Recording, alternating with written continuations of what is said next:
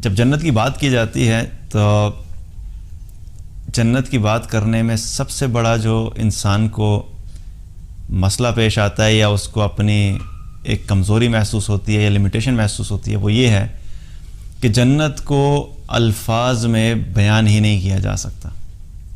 انسان جتنے مرضی الفاظ اچھے لے کر آئے، جتنا مرضی اچھا نقشہ کھینچے، لیکن جنت کا جو اصل جو جنت ہے اس کو الفاظ میں بیان نہیں کیا جا سکتا۔ ایک صحابی ہیں سہل بن سعد رضی اللہ عنہ، ان سے روایت ہے کہ وہ کہتے ہیں کہ میں ایک مرتبہ نبی صلی اللہ علیہ وسلم کی ایک مجلس میں بیٹھا ہوا تھا۔ اس مجلس میں نبی صلی اللہ علیہ وسلم نے جنت کے بارے میں بیان کرنا شروع کیا، اور بیان کرتے کرتے آپ صلی اللہ علیہ وسلم نے جنت کی بے انتہا تعریف کی، اور پھر تعریف کرتے کرتے پھر آپ صلی اللہ علیہ وسلم نے فرمایا جنت کے بارے میں کہ جنت کیسی ہے؟ ما لا عین رات، جنت ایسی ہے کہ اسے کسی آنکھ نے دیکھا تک نہیں، ولا اذن سمعت، اور کسی کان نے اس کے بارے میں سنا ہی نہیں، ولا علی قلب بشر خطر، اور کسی انسان کے دل میں اس کا تصور بھی نہیں آ سکتا۔ اب کسی بھی چیز کے بارے میں سمجھنے کے لیے کوئی نہ کوئی ریفرنس پوائنٹ ہونا چاہیے نا۔ اگر کسی انسان نے اس سے ملتی جلتی چیز کوئی سنی ہی نہیں، کبھی دیکھی ہی نہیں، کبھی سوچی ہی نہیں، تو اس کو آپ سمجھاتے رہے اس کو سمجھ نہیں آئے گی۔ مثال کے طور پہ ایک شخص ہے جو بچپن سے اندھا ہے اور اس نے کبھی کوئی کلر دیکھا ہی نہیں۔ اب آپ اس کو سمجھائیں، آپ اسے کہیں کہ یہ جو چیز ادھر پڑی ہے نا یہ سبز رنگ کی ہے، تو سبز کا اس کے اپنے ذہن میں ایک امیج ہوگا، لیکن وہ سبز کیا وہی سبز ہے جو ایکچوئل سبز جس کو ہم گرین کہتے ہیں، یا کہ اس کے ذہن میں گرین کا کانسیپٹ کچھ اور ہے۔ آپ اسے کہیں بھائی یہ گرین کلر کی چیز ہے، تو وہ کہے گا گرین کلر کیسا ہوتا ہے، اس نے دیکھا ہی نہیں۔ پھر آپ اسے کہیں جو وہ درخت ہوتا ہے نا، درخت کے پتے جو ہوتے ہیں وہ گرین کلر کے ہوتے ہیں، اب اس بیچارے نے تو وہ بھی نہیں دیکھے ہوئے۔ اب آپ اس کو سمجھاتے رہیں لیکن وہ کیا ہوگا کہ سمجھ نہیں سکے گا۔ تو ہمارا معاملہ بھی ایسا ہی ہے جنت کے معاملے میں۔ جنت کی جب ہم بات کرتے ہیں تو جنت کی چیزوں کو سمجھانے کے لیے ہم دنیا کی چیزوں کے ریفرنس دیتے ہیں، صرف سمجھانے کے لیے کہ جنت میں درخت ہے، لیکن جنت کا درخت دنیا کے درخت کی طرح نہیں ہے۔ جنت میں پھل ہیں، جنت کے پھل دنیا کے پھلوں کی طرح نہیں ہیں۔ جنت میں محل ہے، جنت کے محل دنیا کے محل کی طرح نہیں ہیں۔ جنت میں نہریں ہیں، جنت کی نہریں دنیا کی نہروں کی طرح نہیں ہیں، لیکن کیا ہے سمجھانے کے لیے الفاظ ہیں۔ تو آپ صلی اللہ علیہ وسلم نے کیا فرمایا کہ جنت ایسی چیز ہے کہ جس کے بارے میں کسی کان نے سنا تک نہیں، کسی آنکھ نے اس کو دیکھا تک نہیں، کسی دل میں اس کا تصور بھی نہیں آ سکتا۔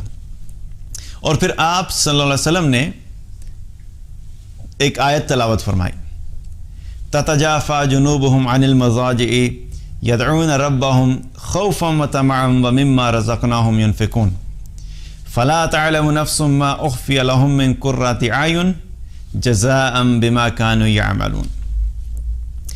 اس جنت کے بارے میں کیا بتایا کہ اس جنت میں اللہ تعالیٰ نے کچھ لوگوں کی آنکھوں کو ٹھنڈا کرنے کے لیے، کچھ لوگوں کی آنکھوں کی ٹھنڈک کے لیے ایسی چیزیں رکھی ہیں کہ تم سوچ بھی نہیں سکتے۔ لیکن وہ کن کے لیے رکھی ہیں؟ یہ صفات اللہ سبحانہ تعالیٰ نے اس آیت میں بتائی ہیں کہ یہ جنت جو تیار کی گئی ہے، جن چیزوں کے بارے میں بات ہو رہی ہے کہ کسی آنکھ نے دیکھا نہیں، کسی کان نے سنا نہیں، کسی ذہن میں کسی دل میں اس کا خیال نہیں آ سکتا، اور اس آیت میں کیا بتا رہا ہے اللہ تعالیٰ کہ ان لوگوں کے لیے ان کی آنکھوں کو ٹھنڈا کرنے کے لیے ایسی چیزیں رکھی ہیں جن کے بارے میں تم جان بھی نہیں سکتے۔ لیکن وہ لوگ کون ہیں؟ کن کے لیے اللہ نے رکھی ہیں؟ کیا وہ لوگ جن کے پاس BMW ہیں اور فراریز ہیں؟ کیا وہ لوگ کہ دنیا میں جن کے پاس بڑے بڑے ریئل اسٹیٹ کے بڑے بڑے پروجیکٹس ہیں، جو ملینئرز ہیں، جو بلینئرز ہیں، جن کے اکاؤنٹس اور جن کے بیلنس جو بہت بڑے بڑے ہیں؟ نہیں، ایسا نہیں ہے۔ اللہ سبحانہ تعالیٰ نے جنت والوں کی کچھ صفات بیان کی ہیں۔ ہمارے ایک کانسیپٹ ہوتا ہے نا، کچھ لوگ یہ سمجھتے ہیں کہ ہم چونکہ دنیا میں نعمتوں میں ہیں تو جنت میں بھی ہم ہی نعمتوں میں ہوں گے۔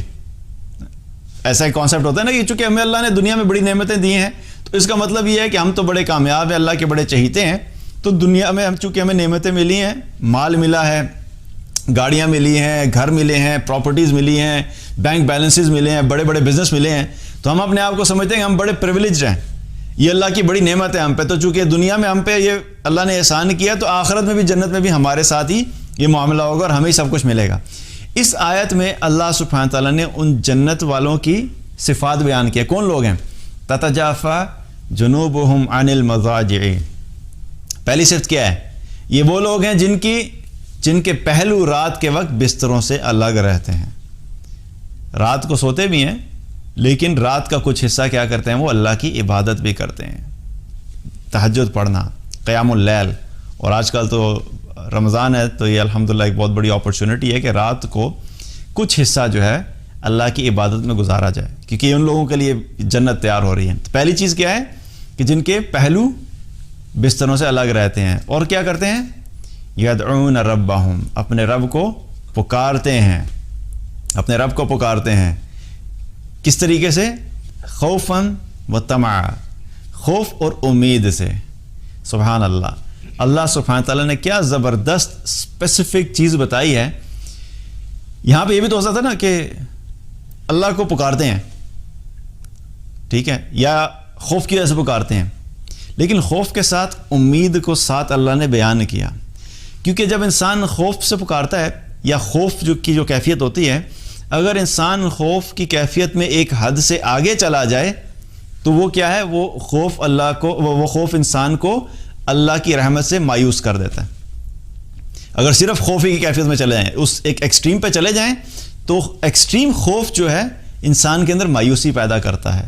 اسی طریقے سے امید کی بات کی، امید کیا ہے کہ امید میں بھی اگر آپ ایکسٹریم پہ چلے جائیں گے تو وہ انسان کو کیا کر دیتا ہے؟ اوور کانفیڈنٹ کر دیتا ہے۔ بہت زیادہ امید انسان کو کیا کر دیتی ہے؟ اوور کانفیڈنٹ کر دیتی ہے، اور بہت زیادہ خوف انسان کو مایوسی کی طرف لے کے جاتا ہے۔ تو اللہ سبحانہ تعالیٰ نے کیا فرمایا کہ یہ وہ لوگ ہیں جو اللہ کو پکارتے ہیں رات کو خوف اور امید سے، دونوں کا بیلنس رکھتے ہیں۔ اس چیز کا خوف ان کے دل میں ہوتا ہے کہ اگر میرے اعمال قبول نہ ہوئے تو کیا ہوگا، اگر میرا اللہ مجھ سے راضی نہ ہوا تو کیا ہوگا، اگر میرے اعمال کافی نہ ہوئے تو کیا ہوگا، اگر اللہ نے مجھ پہ رحمت نہ کی تو کیا ہوگا، اگر میرے نامہ اعمال میرے دائیں ہاتھ کے بجائے مجھے بائیں ہاتھ میں پیچھے سے پکڑایا گیا تو میرا کیا ہوگا، اگر جب نامہ اعمال کھولے جائیں گے اور جب ترازو میں اعمال رکھے جائیں گے تو میرا نیکیوں والا پلڑا ہلکا ہو گیا اور گناہوں والا پلڑا بھاری ہو گیا تو میرا کیا ہوگا۔ تو سب کیا ہے؟ خوف کی کیفیت ہے، انسان کے اندر یہ خوف پیدا ہوتا ہے، اور یہ جو تھوڑا بہت خوف ہے نا، یہ انسان کو موٹیویٹ بھی کرتا ہے، انسان کو اور محنت کرنے کے لیے کہ نہیں میرے پاس اعمال کم ہیں، میرے پاس اخلاص کم ہے، میرے پاس ابھی آخرت کے لیے زیادہ راہ کم ہے، مجھے اور محنت کرنی ہے، مجھے اور عبادت کرنی ہے، مجھے اور اللہ کو راضی کرنا ہے۔ تو یہ چیز انسان کو موٹیویٹ کرتی ہے۔